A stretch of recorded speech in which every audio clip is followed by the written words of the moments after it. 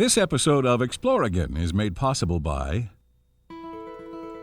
dedicated to responsible forestry through strict forest management. We're the Oregon Forest Industries Council. The Relief Nursery, keeping children safe and families together. Court Sports Athletic Club, where everybody fits in. the town of Oakland, located just north of Roseburg in the Umpqua Valley. If the surrounding hills could talk, they would tell quite a tale of this charming town and its colorful past. In this episode of ExplOregon, we look at the people and the place called Oakland.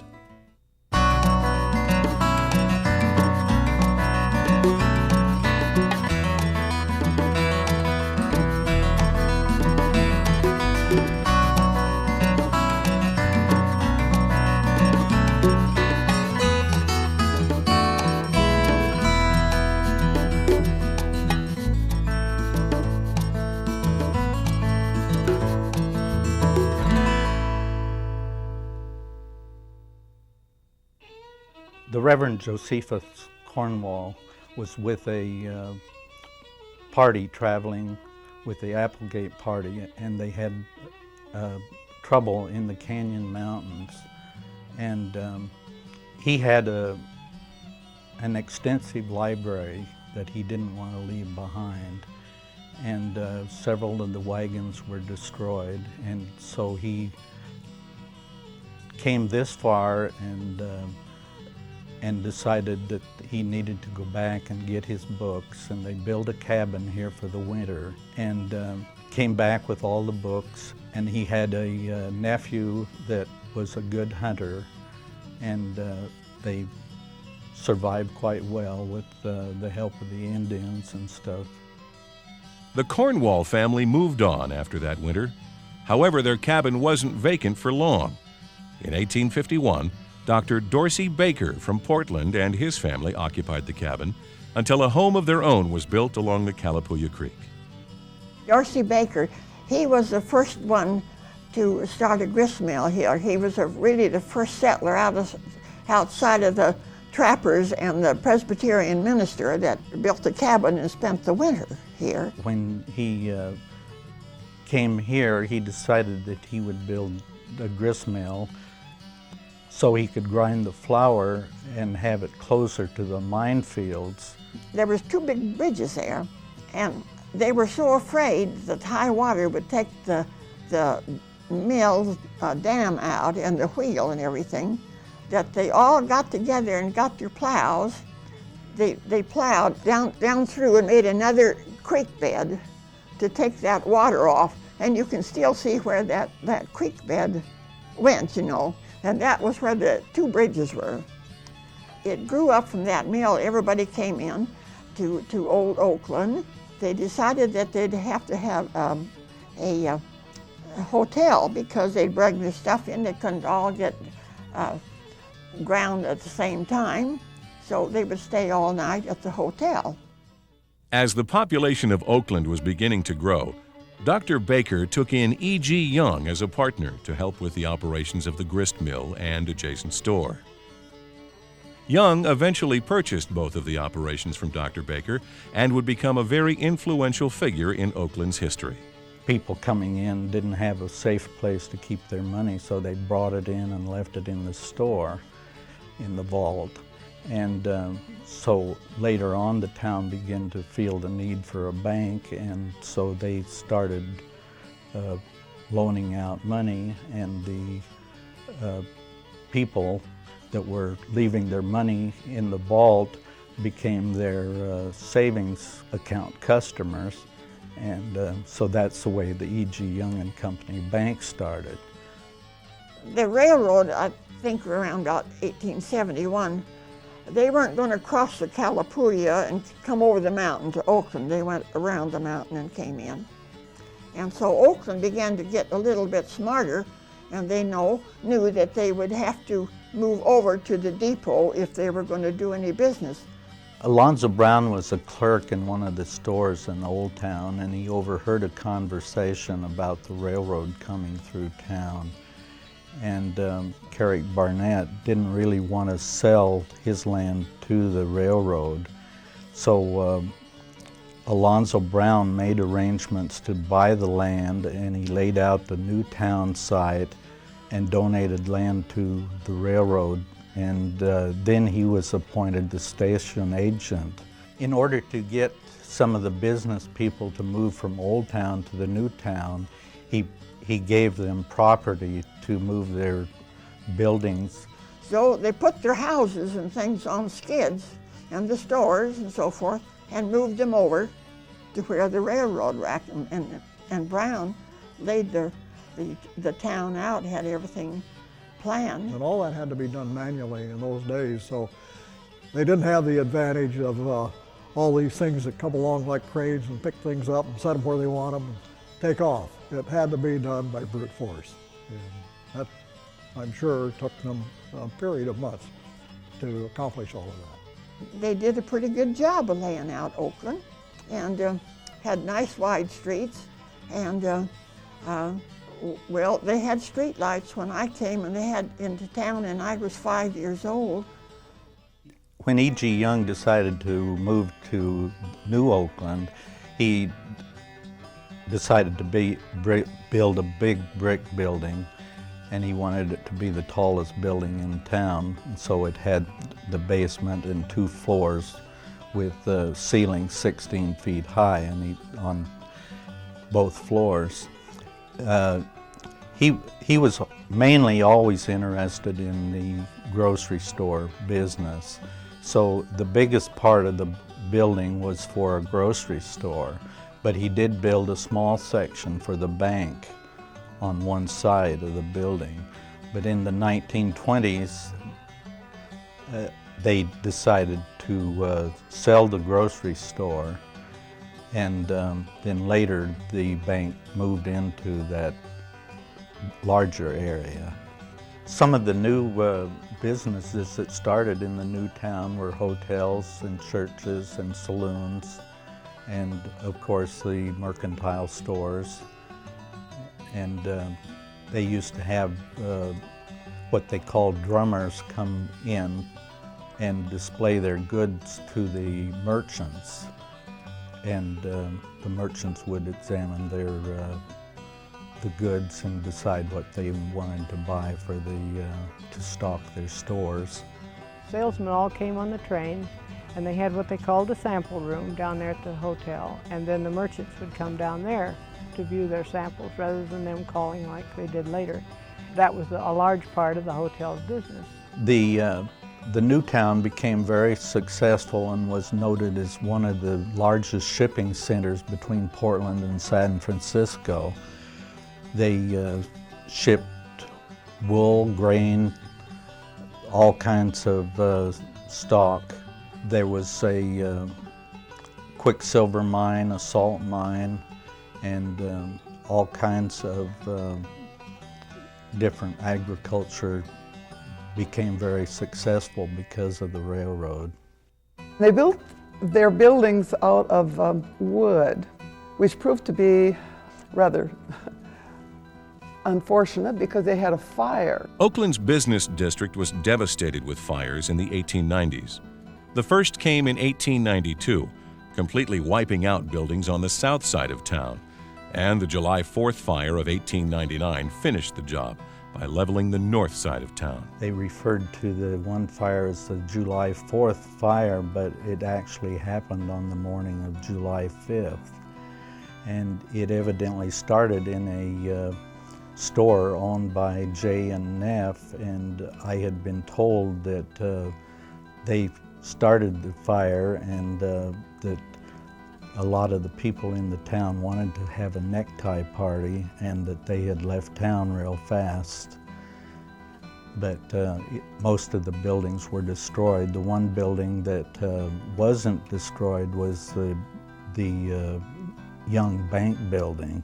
The town decided that when it had burned down and the fires was all, so very bad, that they would build it back in brick because that one building held and they would be perfectly safe, they thought.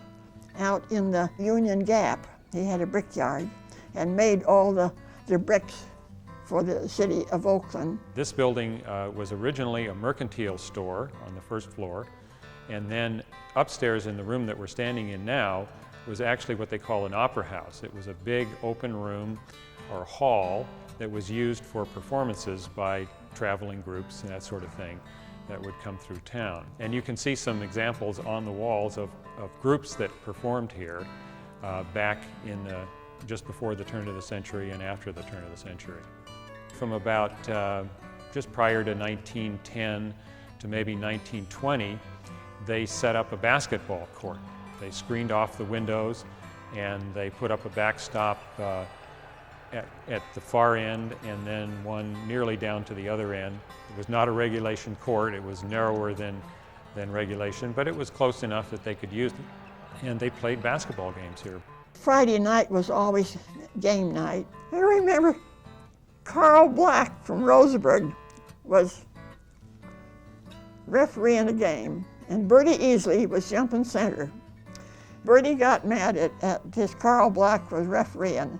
I can remember her yet. "I'll scratch your eyes out." I believe she'd have done it. Bertie was quite a character. But it got a little bit wobbly, the bank upstairs did, and they made him quit playing ball there. They had this interesting habit of writing the scores on the walls, and sometimes they even kept detailed records of what the players did, who scored what points, when, and so forth. Oakland always did have pretty tough teams. It was a good ball town. People turned out good, real good. I think they still do.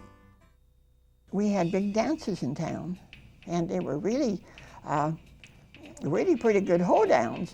They were, we danced in the Oddfellows Hall underneath. There was a racket store there when I was a young kid, but they had turned it into just an all-purpose hall, and we always had big dances there, and good good orchestras from Roseburg had come over. And it was about the time of the Charleston. Now that came in about the Charleston. And maybe you don't think I could Charleston with my long legs. They were all over everything and everybody. But we had a good time. And really, it was, jazz was at its peak then. And so all through high school, on Saturday nights was dances, and we all went, and everybody, boys and girls, danced. The bank has had 2 robberies and a third almost, but this one happened either late 20s, early 30s, and things were so dull that an old neighbor lady and I were out in the middle of the street, a block up from the bank, watching a biplane go over. And we heard this bang, bang, bang, and she complained. She said, "I wish those kids wouldn't shoot their fireworks until 4th of July. And we looked down the street, and here was Earl Garrison going down the street shooting a pistol, and this old brown Model A Ford was going around the corner. And he went down, and the car still had running boards. And this was a California car, and he stopped and picked him up, and he rode on the running board, still shooting at this guy till his bullets ran out. And the man went out to Rice Valley Road and off there, and I was about 6, I think, and I went back to tell my mom, who was hanging clothes in the backyard, that they'd robbed the bank. Did they get my money, did she think? And so when she found out, she went in and told my dad, and he and the fellow next door got in my dad's old 1925 Rio and went out hoping to, if he came back the Red Hill Road, to stop him. But anyway, he holed up out there on Rice Valley, and they had probably about 200 people out there, all armed, and he didn't have a chance. Lots of police, but about 5 o'clock in the evening, Edgar Jones, who was the trapper, and his boss were there, and they said, "Well, we're getting hungry. Let's go in and get him. We've gone fooling along long enough." So they did, and I remember seeing the young man They brought him back in a police car down in front of the bank, and he was sitting there. He couldn't have been over 20, combing his hair. He was in handcuffs, combing his hair, which fascinated me. I didn't see how anybody could manage, but he was doing it. And they took him to Roseburg. He was judged and sent to Salem that very same night with a 20-year sentence. In 1926, they put that cutoff between Eugene and Klamath Falls. All they had to do was to climb that mountain. They'd go up that Willamette Pass and have a pretty good run into Klamath Falls, and cut almost a day off of going down through in all these tunnels. This part of the state just didn't do well because they were cut off of transportation, and they really were. The train stopped. There was a whole bunch of Oakland men and Roseburg men that went up to take this up with the Southern Pacific. And so the guy says, I want the stubs of your train tickets. None of them have stubs. They all come up in a car. And he says, that's the reason we had to take the trains off. You never rode them. Nobody down there's riding them. He says, if we can't make money on them, we can't run them. And he was right. Not one of those men would take the Shasta up there to Portland to try to make those people put trains on. During this same time, however, Oakland looked to a unique and profitable resource: turkeys. Turkey raising quickly became Oakland's main industry, and the town was now the leading turkey shipping center in the western United States. Turkey raising really began with many of the women wanting to have a little spending money, so they raised turkeys for that extra money, and soon that became very profitable, and so then many of the men decided that they should start getting in on the turkey raising. And in 1929, the Northwestern Turkey Show was started in Oakland, and it became the world's largest turkey show. It was primarily pushed by George Hall and Ward Cochran. Turkey was king here for a good many years. And we had the turkey show every fall, which was a large event. In the live bird class, the normal participation was 500 to 550 birds. When you got into the dressed class, usually a grand champion tom ran out at about 50 to 55 pounds. This region was responsible for developing what we know today as the broad-breasted market bird. During the turkey show, everything altered. We did very little schoolwork. We went down by classes. They had, I really don't know how many they showed at once, but I would hazard a guess maybe 50 or more. The turkey show itself was a real attraction for us as kids because we got out of school to come down and hold the live birds on the judging tables, the grading tables. And we got a nickel a bird. And that we promptly went over and spent at the Umpqua Flour Mill booth to buy a hot waffle. You know, a turkey can give you a pretty good beating if it gets its wings loose and gets halfway loose. The kids would have to hold those turkeys, and they lay them out on the side where the judges go by and judge them. And then when in these coops, people could come along, and that's where they sold a lot of their turkeys. You have a big Canadian bronze turkey or something as a prize winner. The farmers would want it, you know. They'd buy and exchange their birds that way. That was a business with them. They came from all over the state and some from California to have their White Hollands and their Narragansett and bronze judged. And I recall my mother got a few prizes. Then they had a banquet that all many of the women from the community would give their time and energy to, and it was absolutely fabulous. My mother always roasted a turkey for their turkey dinner, and they used the old gymnasium at the school, and I think they served 250 people or more, and really had no kitchen facilities there. Everything was brought in. You know, it really was something big. And they had a couple queens, and I happened to be one of them. So anyway, that was sort of a fun time for everybody. The turkey show in Oakland began to lose its steam and officially came to an end with the onslaught of World War II.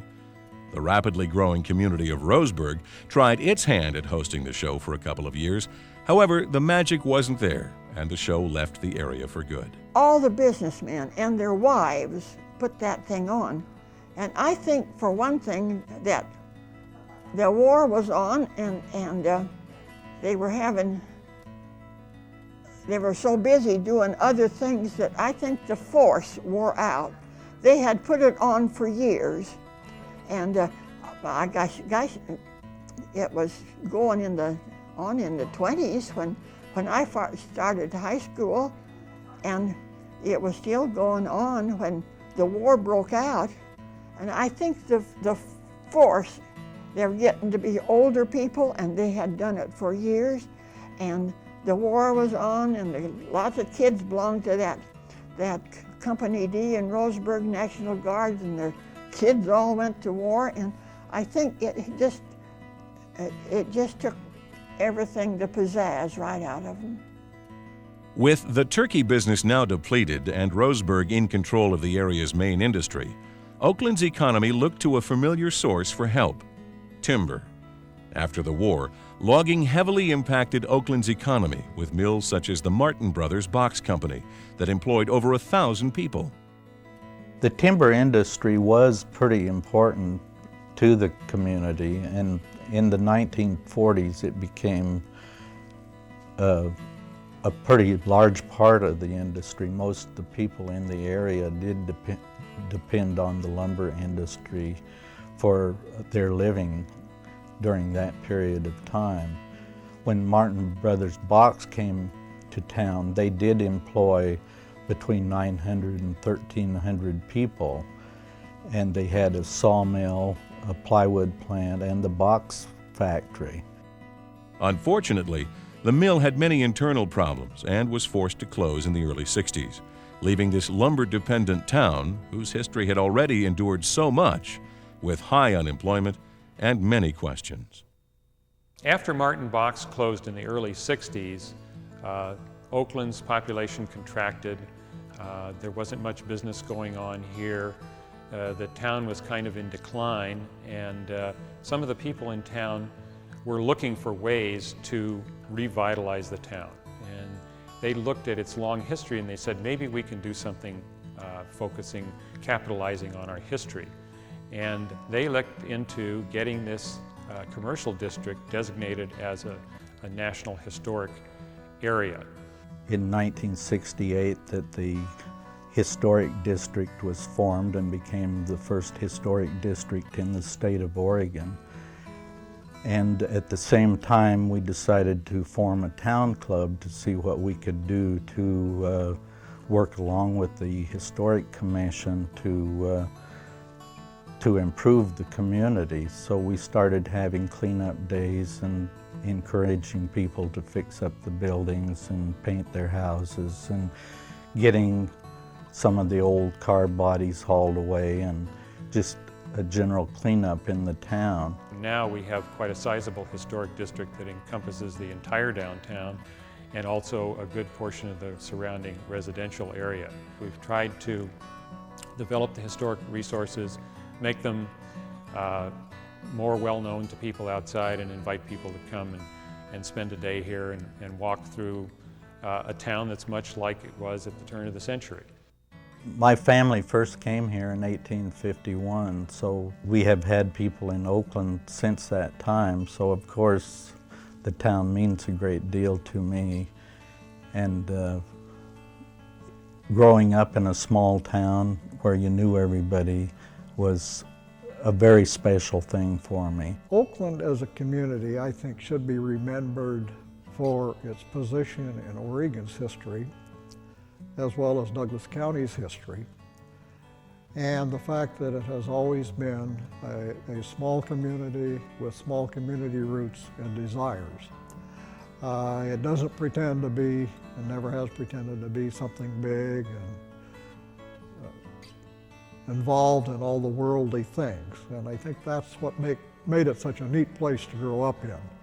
What I think of Oakland right now is that it's a precious jewel. I think it should stay the way it is. There are people that live here because of where it is.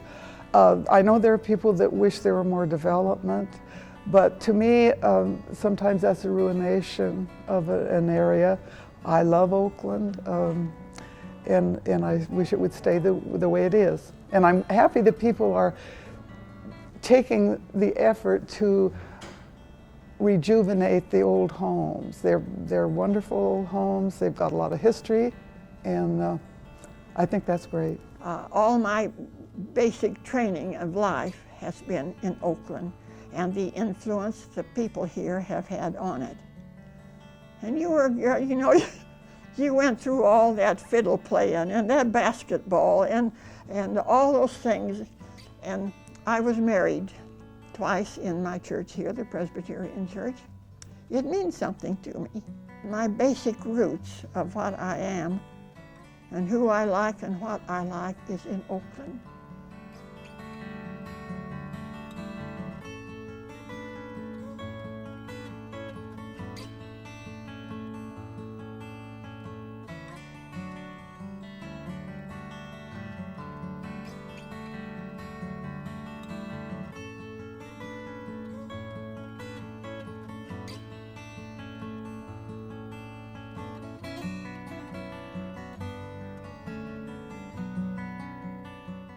For more information on this episode, log on to 99productions.com. If you'd like a copy of this program, please send a check for $24.95 to 99 Productions, 760 Conger, Eugene, Oregon, 97402. Or contact us at email at 99productions.com. This episode of ExplOregon has been made possible by Dedicated to responsible forestry through strict forest management. We're the Oregon Forest Industries Council. The Relief Nursery, keeping children safe and families together. Court Sports Athletic Club, where every body fits in.